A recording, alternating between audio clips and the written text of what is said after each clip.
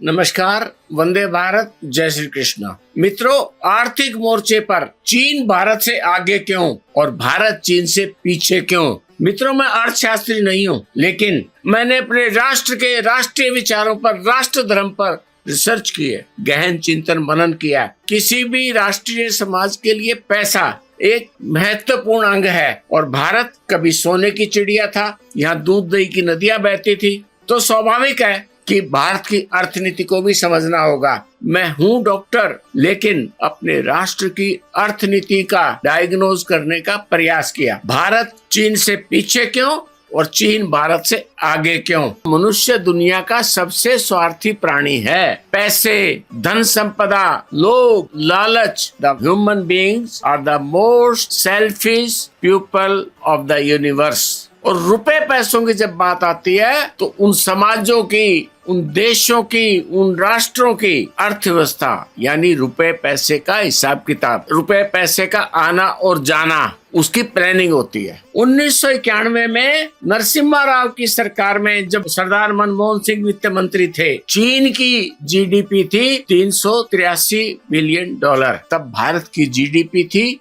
266 billion dollar. 266 billion dollar और 383 billion dollar. Bharat की GDP और चीन की जीडीपी में बहुत बड़ा अंतर नहीं था और हमारी पॉपुलेशन भी लगभग एक समान है। किंतु आज चीन की जीडीपी 20 ट्रिलियन के आसपास है और भारत 4-5 ट्रिलियन के बीच में झूल रहा है। 4 गुना का अंतर है। चीन ने एक सोची समझी रणनीति के तहत अपनी अर्थनीति के दरवाजे खोले। एक्सपोर्ट बढ़ाने के लिए एक नीति तय की। चीन ने बाहरी कंपनियों के लिए, अमेरिकी कंपनियों के लिए, दूसरे देशों के लिए OEM थर्ड पार्टी मैन्युफैक्चरिंग शुरू की, यानी बनाएंगे वो और ब्रांड बाहर का। और मैन्युफैक्चरिंग क्यों शुरू की? उस समय तक चीन के अंदर तकनीकें नहीं थी। 1991 में 10 साल के अंदर चीन की जीडीपी पहुंची लगभग 303 बिलियन डॉलर से 383 बिलियन डॉलर। दुनिया के बाजार में चीन का माल सस्ता बिके।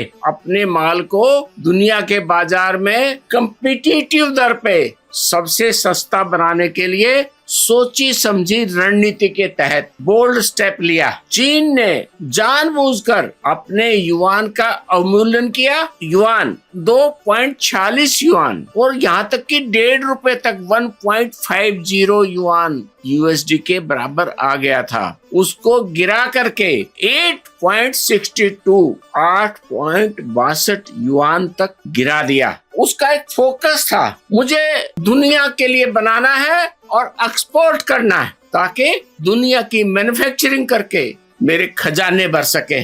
चीन ने अमेरिका के लिए बाजार नहीं खोला, लेकिन दुनिया के बाजारों में छाने के लिए सस्ता माल बनाया। अमेरिका और चीन साउथ और नॉर्थ पोल के समान है। एक साम्यवादी देश है, एक पूंजीपति देश है। अमेरिका ने अपने व्यापार के अंदर पैसे कमाने के लिए, धन कमाने के लिए अमेरिकी कंपनियों ने चीन में मैन्युफैक्चरिंग करवाई। उस मैन्युफैक्चरिंग के प्रोसेस में चीन ने क्या किया? उनकी तकनीकें सीखी, उनको कॉपी किया और जहां पर उनकी मैन्युफैक्चरिंग की उनके पास तकनीक आ गई, जिस भी प्रोडक्ट की तकनीक उनके पास आ गई, उससे आगे उन्होंने विकसित किया उसको और अपने आप को तकनीकी रूप से समृद्ध बना लिया। और आज जब AI का युग है 2026 में, तब चीन की AI अमेरिका से आगे खड़ी है। और हमने क्या किया? जब हम जवान हुए, एम्बेसडर और फिएट 2 कार चलती थी, एक बजाज स्कूटर चलता था। हम ambassador car, fiat car, Bajaj scooter बनाते तो रहे, लेकिन तकनीकी विकास नहीं कर पाए। हमने लिमिटेड लाइसेंस लिया इन कंपनियों से और उस दायरे में बंध गए। चीन ने अपनी अर्थव्यवस्था के ऊपर पिंजरा लगाया था विदेशी कंपनियों के लिए और हमने विदेशी कंपनियों की तकनीकों को पिंजरे में बंद करके लिया। परिणाम राष्ट्र के सामने। और हमारे पास जो 1-2 तकनीकें आई,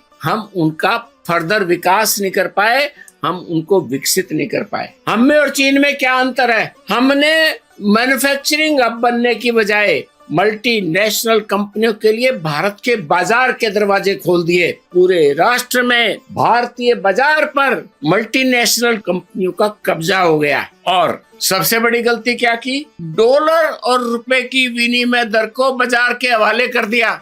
और यही एडम स्मिथ का अर्थतंत्र है। भारत अमेरिका के आर्थिक उपनिवेशवाद के जाल में फंस गया। स्वतंत्रता के बाद ब्रिटिश हुकूमत की मर्जी के प्राइम मिनिस्टर पंडित जवाहरलाल नेहरू भारत की सत्ता के ऊपर बैठे। भारत में डीप स्टेट की सरकार चली और पंडित जवाहरलाल नेहरू के बाद जब श्रीमती इंदिरा गांधी प्रधानमंत्री नहीं बनी और देश की कांग्रेस ने लाल बहादुर शास्त्री को चुना, तो शास्त्री को ज्यादा दिन जीवित नहीं रहने दिया ताकि डीप स्टेट की सरकार स्थापित हो सके। और बाद में 1966 में श्रीमती इंदिरा गांधी देश की प्रधानमंत्री बनी। भारत स्वतंत्रता के पहले दिन से ब्रिटिश हुकूमत के डीप स्टेट के साये में है। ब्रिटिश हुकूमत के बाद वो सत्ता अमेरिका के पास चली गई। भारत ने अमेरिका के दबाव में आकर के यहाँ के बाजार के दरवाजे अमेरिकी कंपनियों के लिए, मल्टीनेशनल कंपनियों के लिए खोल दिए। हमने भारतीय अर्थव्यवस्था में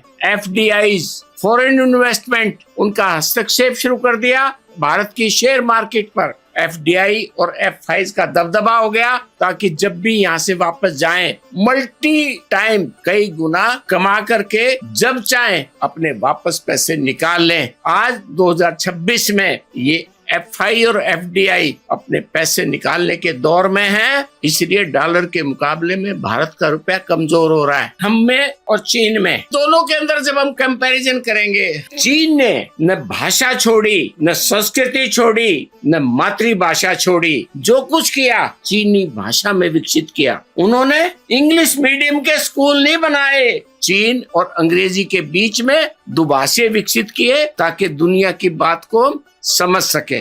जब ये सोशल मीडिया का जमाना है, फेसबुक और यूट्यूब आई, चीन के अंदर कुछ नहीं घुसने दिया चीन के नागरिक को। दूसरी संस्कृति, वो चाहे इस्लाम हो चाहे ईसाईयत हो और इवन चाहे अमेरिका की डेमोक्रेसी हो, चीन ने अपने दरवाजे के अंदर घुसने नहीं दिया इन बातों को। परिणाम, चीन की संस्कृति अक्षुण्ण है। और भारत ने क्या किया? मल्टीनेशनल के लिए पूरे दरवाजे खोल दिए।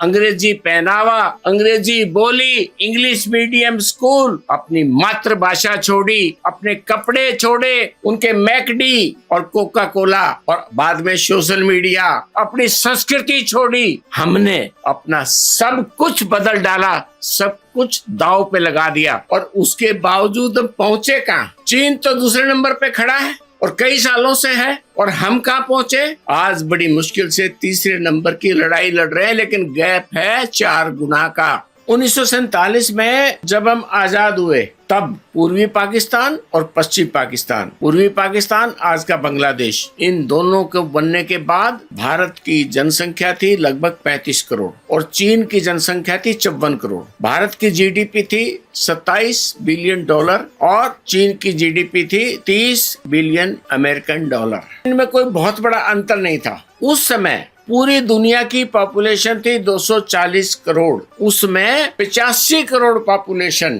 की जीडीपी दोनों मिला करके 57 बिलियन डॉलर थी। मित्रों, पूरी दुनिया की कुल आबादी का लगभग 36% भारत और चीन इन दोनों देशों में रहता है। हम या चीन दोनों 18% के करीब दुनिया की जनसंख्या का अनुपात बनाते हैं। इसके सीधे अर्थ क्या? हम दोनों की जरूरतें पूरी दुनिया के देशों से अलग हैं, क्योंकि we are the most populated country, we and China. हम और चीन दुनिया के सबसे ज्यादा सघन जनसंख्या वाले देश हैं। इसलिए हमारी जरूरतें यूरोप के छोटे छोटे देशों से या अमेरिका से कभी भी एक जैसी नहीं हो सकती।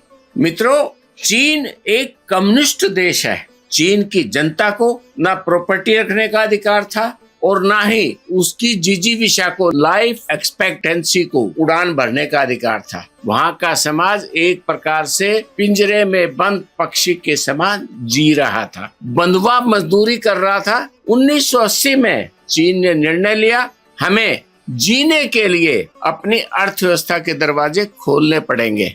पुरानी कहावत है, मरता क्या न करता। जब आदमी मर रहा है तो कर्ज लेकर के भी जीना चाहता है। 1980 में चीन की जीडीपी थी 303 बिलियन डॉलर। उस समय पर चीन ने अपनी अर्थव्यवस्था के दरवाजे खोले। अपनी अर्थव्यवस्था के दरवाजे खोलते हुए चीन ने एक नीतिगत निर्णय लिया। अपनी संस्कृति और अपने राष्ट्र के मूल राष्ट्रीय विचारों को बचाने के लिए अपने अर्थशास्त्र का एक पिंजरा तैयार किया। द केज इकोनॉमी सबसे बड़ी नीति थी। हम दूसरे दुनिया के देशों के लिए और अमेरिका के लिए मैन्युफैक्चरिंग तो करेंगे, लेकिन अमेरिकन कंपनी को, बाहर की कंपनियों को चीन के अंदर एंट्री नहीं देंगे। चीन में 1982 के अंदर चेन यून ने बर्ड केज इकोनॉमी, पिंजरे में बंद इकोनॉमी खोली थी। बंद पिंजरे में पक्षी के समान उसको डिफाइन किया था। यदि हम पक्षी को उड़ारी भरने का अवसर नहीं देंगे तो पक्षी की मौत हो जाएगी, आर्थिक रूप से चाइना की मौत हो जाएगी। उन्होंने एक थोड़ा सा बड़ा पिंजरा बनाया जिसमें वो पक्षी उड़ारी तो ले सके, लेकिन इतना बड़ा पिंजरा नहीं बनाया कि वो आकाश तक जा सके। उसके ऊपर आर्थिक नीतियों के एक बड़े पिंजरे में उसको कैद कर दिया इकोनॉमी।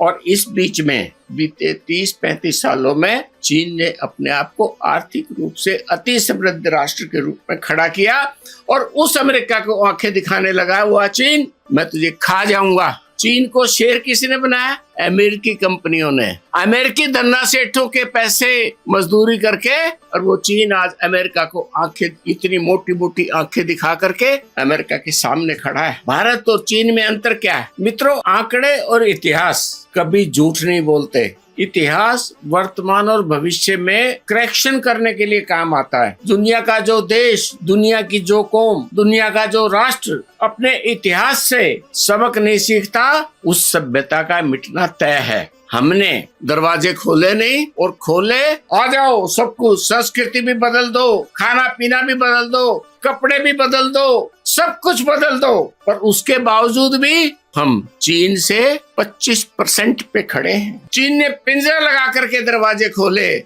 हमने अपने राष्ट्रीय विचारों का पिंजरा नहीं लगाया। हमारी संस्कृति, हमारा राष्ट्रीय विचार भयंकर रूप से संघर्ष कर रहा है। चीन ने बड़ी सलीके के साथ युआन और यूएसडी की विनिमय दर को लगभग स्थिर रखा है। 1947 में डॉलर और युआन की विनिमय दर थी 2.46 युआन, जो नीचे आकर 1.50 तक रह गई। और बाद में चीन ने अपने युआन को जानबूझकर 8.62 युआन तक नीचे गिराया और 8.28 पर 11 साल के लिए फ्रीज कर दिया। बाजार के अनुसार 6.20 से 7.10 के बीच युआन और डॉलर झूलता है, जो आज 6.77 के ऊपर है। भारत का रुपया 3 रुपए 30 पैसे और चीन का युआन था 2.46 डॉलर का। भारत का रुपया था 3.30 रुपए का $1। भारत का रुपया पहले तो अमेरिका की मर्जी से हम डिवैल्यूएशन करते थे, और 1991 में अर्थव्यवस्था के दरवाजे खोलने के बाद इसकी बाकायदा ट्रेडिंग शुरू हो गई, ओपन टू मार्केट। इसकी हम चर्चा कर चुके हैं। और 3 रुपए 30 पैसे से गिरते गिरते 95-96 रुपए पे खड़ा है। भारत के वर्तमान को विचार करना पड़ेगा। जिस प्रकार से हम अपनी संस्कृति को छोड़ रहे हैं, हम अपनी भाषा को छोड़ रहे हैं, तो ये राष्ट्र बचेगा या नहीं बचेगा? और दुनिया की बहुत बड़ी ताकत बनना तो बहुत दूर की बात है। प्रश्न ये है कि वसुधैव कुटुंबकम, पूरी दुनिया को, पूरे विश्व को एक परिवार मानने वाली संस्कृति, सर्वे भवन्तु सुखिनः सर्वे सन्तु निरामय, सब सुखी हो, सब समान रूप से रहें। भारत की सभ्यता और संस्कृति अंधकार के साये में है। दुनिया का सर्वश्रेष्ठ समाज, जिस समाज के धर्म की परिभाषा लॉ ऑफ नेचर के साथ खड़ी है, जो समाज प्रकृति की पूजा करता है, जो समाज स्त्री को सम्मान देने में पीछे नहीं हटता, सारे संसार की बहन बेटी को अपनी बहन बेटी मानता है, वो सभ्यता और संस्कृति, वो जियो और जीने दो का सिद्धांत आज प्रश्नों के घेरे में है। और हम अपने आप को प्रफुल्लित कर रहे हैं। हमने कुछ इंफ्रास्ट्रक्चर क्या खड़ा कर लिया, कितने बड़े तीर मार लिए। भगवान श्री कृष्ण ने श्रीमद् भगवद गीता में मनुष्य समाज को विराट पुरुष की संज्ञा दी। मैं अपने राष्ट्र के विराट पुरुष के चरणों में निवेदन करना चाहता हूँ, जो अपने आप को राष्ट्रीय मानते हैं वो मेरी बातों पे विचार करना शुरू करें। नमस्कार, वंदे भारत, जय श्री कृष्णा।